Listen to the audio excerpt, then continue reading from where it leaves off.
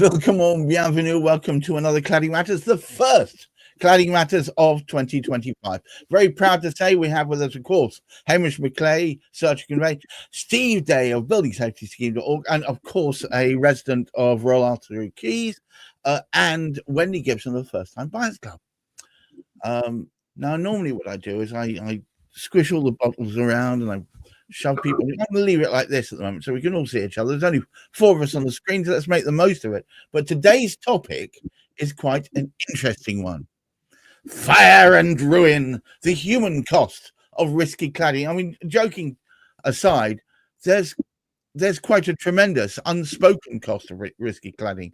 There's been recent talks with people, the families of which have taken their lives because of it, and so on. So I'm going to jump straight in there. Hamish, as forever, please kick it off. I think, to me, one of the sad aspects of what we speak about, I mean, welcome to a new year, is the first time this year we've actually sort of heard a tremendous song as well about the big bad builders. So looking forward to hearing a few more of those as we try and create an element of awareness in the minds of the right people who can make decisions. The decision makers who are involved with what we're trying to achieve are hiding for the present moment, and nothing is actually happening. And this is something which is, I mean, when we actually sort of look back and we over the last sort of few months, there was lots of talk, oh, this can't go on, this is terrible, this is not going to happen. Yet we look at the calamities that the whole situation is causing by people who are entrapped by builders' greed. Is that a bit over the top? Not so much, I don't believe so. Because when we look at people and they are suffering mentally because of the situation that people find themselves in, and there doesn't seem to be an easy or a simple way out. Now, in contrast to that, we are going to depend so much on new build properties, and we've said this before, the new build properties, we're going to rely so much on flats. There is no guarantee that those builds are going to be regulated to a standard that makes them safe. So we've got two contrasting things. Get the remediation sorted and put some control over the new build. Wow. So let me pass over straight to Steve. You must have very strong thoughts about this. Yeah, well, I think if I have strong thoughts, then the onus should really be on the government also having strong thoughts. But alas, I don't think their strong thoughts are related to solving the problem. So just to remind the viewers, so what we were dealing with for the crisis that we now call the post-Grenfell building safety crisis is a failure of the developers to keep to regulations and to keep to fire safety standards and to keep to structural safety standards and so on. So let me just give those figures again that I've been banging on about. So 77% of Taylor Wimpey blocks of flats under the developer contract can put your life in serious critical risk. That's government statistics verified by the BBC and shown on the national news. 69% for Crest Nicholson, 43% for Bowaway, and 35% for the new master builder, the only master builder in the UK allotted by the Labour government to build our new homes. Now, let me just put it this way. If you were told that BA have done a bit of cost cutting with their planes, and it's not been that bad. There's a 35% chance your life will be a risk, serious critical risk. Would you get in that plane from British Airways? I think not.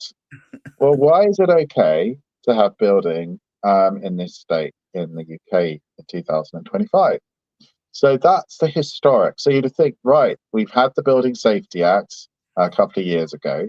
The builders now, with the new regime, they've learned their lessons. The building safety regulator that's come in to look after buildings above 18 metres, these high-risk buildings, blocks of flats, they would have done the right thing. Well, just this week, the building safety regulator very helpfully have told the London Assembly that 40% of applications by developers for these high-risk over 18-metre blocks of flats do not meet the regulations at the time of construction. They've got no intention of meeting them. And they're sending them for building regulation approval with an arrogance that the building safety regulator, because they're big builders, will sign it off. Well, they were very brave, and the building safety regulator, they got some cojones, and they've actually shown what the truth of the matter is. And that 40% of these builders don't want to keep to regs, even now, after the Grenfell inquiry. So that's where we are. And that is basically the stats, and then we can argue with. So if anyone comes and says it's just this builder or just this example, that's not the case. But let's go on to the point of today.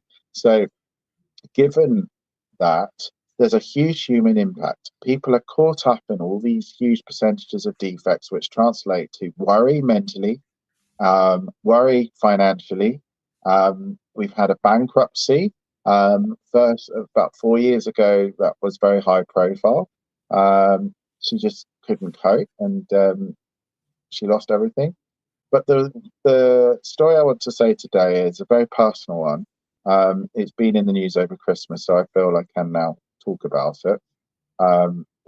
It's a story of Amanda Walker, who was a good friend and fellow campaigner of mine, who sat in the House of Lords and begged peers to do something to protect her, because the Building Safety Act excluded her because some of her neighbours had bought the freehold, which made her enfranchised. And in the Building Safety Act, it says, if you're enfranchised, you can enjoy paying the whole bill yourself. There'll be no protection for you. And that caused her a tremendous amount of mental harm. Yet she stood up, sat next to me in the House of Lords, and gave a passionate speech, which you can see on the buildingsafetyscheme.org website. And the reason of her anguish was she watched the Earl of Lytton's amendments that were tabled 6 times in the House of Lords get voted down again and again and again when there was no solution to protect her. She was facing potentially ruinous bills for, these defects caused by the corner cutting, and Parliament failed them again and again and again. Now, after the final attempt that we had, she then went to hospital, which was to treat her anxiety, severe anxiety about all of this. And then, very sadly, at the end of it, she died. And, the coroner didn't say she took her own life. It was misadventure, but the circumstances would lead you to think that that was the case. But I don't want to, disagree with the coroner. But what we can say is that the tremendous burden of the cladding crisis, the building safety crisis, and the cruel failings of Parliament contributed to her demise. I would say about 80% of it. And when she passed, her flat walls were plastered with Building Safety Act. I think that was the last thing on her mind. Well, she was talking about cladding non-stop. That's the end of the day. That was all she talked about, and I think her family said that in the piece. It became, the last 2 years of her life was all about cladding. So, but what we do have from Amanda is an example, personal example of the mental health impact and the severe damage legislative exclusions change. So you might say, well, how many Amandas are there? Well, very helpfully, the National Residential Landlords Association have said there's 1.7 million people cruelly excluded by the Building Safety Act. Those in buildings below 11 metres, those that have bought their freehold and franchised, and those that have owned more than 3 properties. And this is to protect the construction industry, because they know that there is a certain amount of liability that they can get away with putting onto the developers to get them to sign these developer contracts to fix the buildings for the last 30 years above 11 metres. But in order to do that, the developers asked for 2 things. One, to limit their liability to exclude the 1.7 million, because they probably know there's a lot more than 1.7 million below 11 metres. And secondly, to water down the remediation standards. So the remediations used a watered down standard which allowed banned material to remain on buildings that just wouldn't be allowed on new. Those things were done, and that's the crisis we're in, and that's what failed Amanda, and that's what is going to be failing the 1.7 million. And They think they can get away with it, Labour, because they want to speed up the remediation, so quickly shove this under the rug. But we're talking about value write-downs of flats, forfeitures, potential escheated properties to the Crown, which is if the landlord goes bust, goes to the Crown, and then the King's dragged into an unwelcome controversy of will he fix the flats? I think not. And chaos. And this is why we need the Earl's amendments, which I'll talk about a bit later. Wendy, after that litany of what can only be described as disaster, I mean, surely for first-time buyers, they feel like they're between a rock and a hard place right now. Indeed, this is really not helpful for both buyers as well as sellers. If you've got people who are keen to move on with their lives, they've maybe outgrown the properties that they are in, they're desperate to move on and move up the housing ladder. And you've also got first-time buyers who are looking to want to buy their first starter homes. And this really puts a delay in people being able to buy and sell homes. And it's such a significant number of homes that are being affected here. We've got the government hoping to deliver on 1.5 million new homes over the next 5 years. But what about the existing homes? It feels bonkers to me that people are talking about half remediation on buildings. Surely a building is either safe or it's not safe.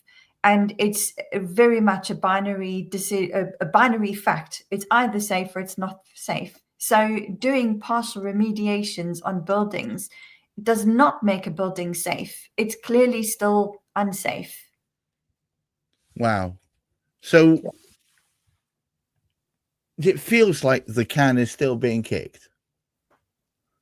Hamish, would you, if you wouldn't mind coming off mute, yeah. That's a good thing to do, precisely if you have something to say. The concerns are there, and I think it's fortunate that we've let sort of Steve there just explain the expanse of some. Do please appreciate, those of you who are listening, these are some of the challenges that are facing people. Just a portion. And we actually sort of speak, and Wendy's sort of saying there about first-time buyers. When you think of the whole chunk now, which is messed up, it cannot move. People want to move. First-time buyers want to buy flats. People who buy flats, their families have expanded. They're bigger than one bedroom. They're bigger than 2 bedrooms now. They need something with 3 bedrooms. They perhaps need a house, but even a flat with 3 bedrooms. Now, when you look, and as Steve has intimated there, we've got that number of 1.7 million people already who are actually stuck in that particular sort of trap. Now, that's just one of the traps that was spoken about. Now, how on earth can we get the movement that's required when all these people are static? People cannot sell those properties, and people cannot buy them. Well, people can actually buy them, but it's an absurd thing to do, to buy into trouble. It's the last thing you want to be doing if you want sort of safety in terms of what you do. And I do actually sort of feel because it can be a big struggle, and particularly certain areas of the country, where the prices are that much higher.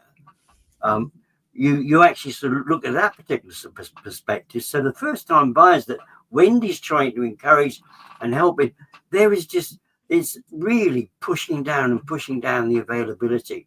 We're not getting the new builds, and we're certainly not getting the ones remediated. They are remediated, and there are still people in hotels suffering as a consequence of the fires that happened 3 to 4 months ago.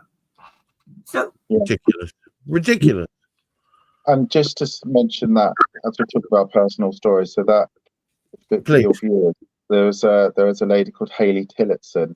She became a first-time buyer at 27, and due to the building safety crisis, was bankrupt a year later at 28. So you can read about the story of Hayley Tillotson on the BBC website. But yeah, it's an absolutely shocking story of young life, lost to bankruptcy, and with all the repercussions of bankruptcy, through no fault of her own. And it's an angry picture. And I mean, this is what's on the, going silently on the heads of those 1.7 million people, also the 5.6 million that are in flats that have a partial remediations. And the other point to say is, if we build bad quality homes that only last 60 to 100 years, and we don't build buildings to last, then what happens with the buildings that are 20, 30 years old now, 60 years later? Are they going to still be here? Probably not. So there's another problem that is coming out in all of this. The building safety also has a building life element to it. And this will mean huge write-downs of value, potentially a builder, wanted to redevelop and demolish it, offering a tiny percentage of the flats worth to anyone that's still there. And this is why, I think there should be a minimum life that you're allowed to build a block of flats for. It should be 500 Absolutely. years. Absolutely. Not all right. 60 years. Hamish, I need you to bring us home. And I'm begging, sir, if you can find some sort of silver lining in all of this, I will bow down to you as the world's greatest magician. Well, not there yet by a long, long way. We can only support, and the more people who can support the type of work that Amanda's family are doing with Amanda's law, and actually speak to their MPs, write to their MPs about what's going on in the House of Lords to support what the Earl of Lytton is trying to achieve, which is constantly being pushed back because of the financial interest. They've got no mental interest whatsoever. They couldn't care less about the people who are caught up in this particular sort of chat. Rubbish, really. Absolutely rubbish. All right. Well, look, thank you once again to Hamish McLay, who was the mastermind behind this, Steve Day, who's living it on a daily basis, Wendy Gibson, who is a commentator because she's helping people get through it, and myself trying to pull everybody together. Thank you for watching, and I hope that you found it as informative, perhaps slightly depressing, but informative as I have. Until next time, try and keep your feet on the ground, but reach for the stars and look after that mental health. Bye-bye all. There's a tale about some folks with hammers and some nails. They'll polish through the moon, but their word always fails.